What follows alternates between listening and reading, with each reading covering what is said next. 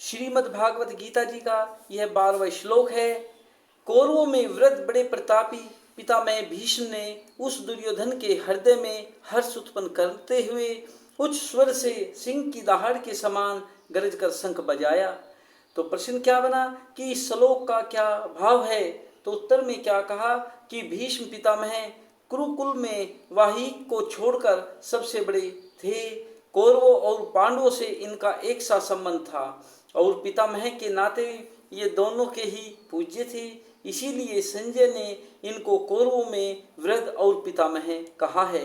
अवस्था में वृद्ध होने पर भी तेज बल पराक्रम वीरता और अक्षमता में ये अच्छे वीर युवकों से भी बढ़कर थे। इसी से इन्हें प्रतापवान बतलाया है।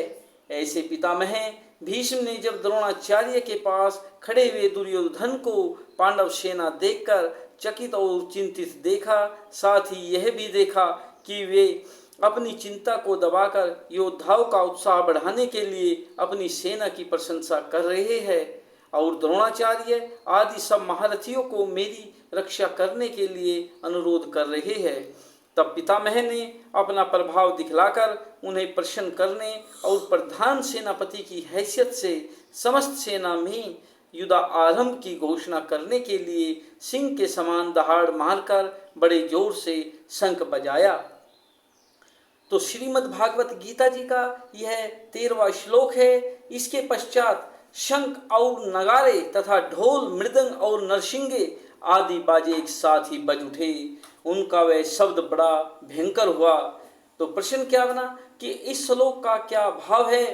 तो उत्तर में क्या कहा कि भीष्म पितामह ने जब सिंह की तरह गरज कर और शंख बजाकर युद्ध आरंभ की घोषणा कर दी, तब सब और उत्साह फैल गया और समस्त सेना में सब ओर से विभिन्न सेना नायकों के शंख और भांति भांति के युद्ध के बाजे एक ही साथ बज उठे।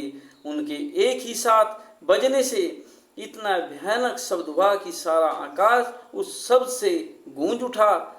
तो संबंध क्या हुआ कि धृतराष्ट्र ने पूछा था कि युद्ध के लिए एकत्र होने के बाद मेरे और पांडु पुत्रों ने क्या किया। इसके उत्तर में संजय ने अब तक धृतराष्ट्र के पक्ष वालों की बात सुनाई। अब पांडवों ने क्या किया उसे 5 श्लोक में